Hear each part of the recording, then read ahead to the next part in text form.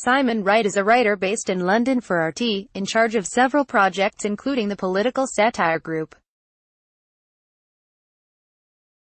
Follow him on Twitter at @SciWrites. Published time, the 6th of December 2018, 1614. Britain spent part of the spring chucking out Russian diplomats it accused of being spies. Of course that means all the known alleged spooks are no longer around, so the UK needs to find some more. One of the things we have learnt in the post-Skripal world is that there are now seen to be only two kinds of Russian, the spies and oh no, actually just one type of Russian.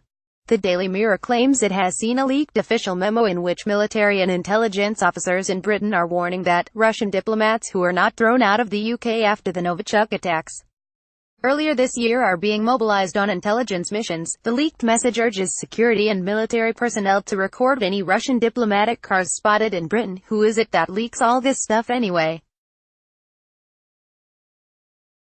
I mean, I know we're all still coming to terms with a world of espionage where historic cathedrals and their spires are unduly and comically prominent, but is it likely that spy missions are going to be carried out in known diplomatic cars?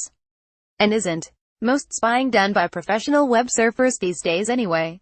Also on RT.com, 75,000 Russian expats spying in London.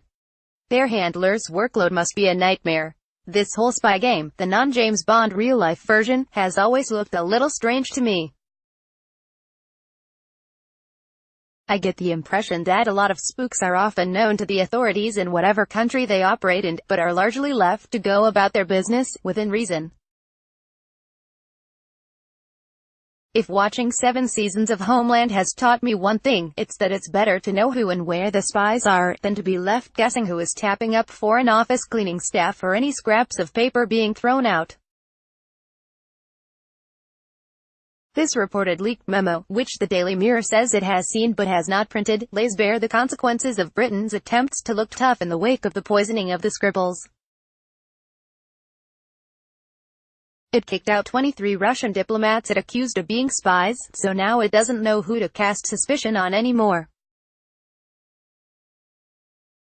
The solution is a scattergun approach calling for all things Russian to be considered suspicious. It's just part of the wider narrative.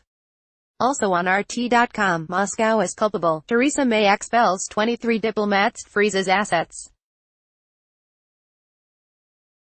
This week the head of MI6 came into the light to make the usual accusations against Moscow, and talk about how his spies are developing fourth-generation espionage. From the way news is reported these days, some of you may be surprised that Britain does quite a bit of spying itself, but only the good kind.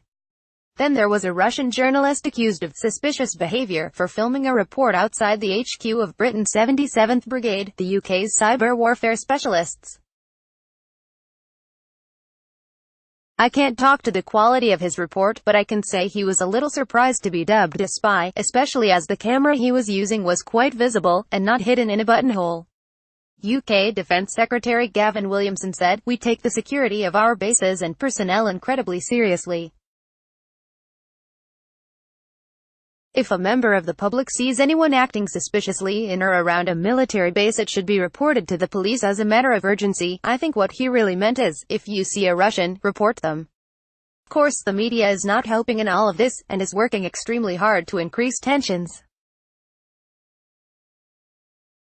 For example, the MI6 chief did make some accusations against Russia, but he was just as critical of powers like China too. But at the moment it's the Russia bit that sells the headline.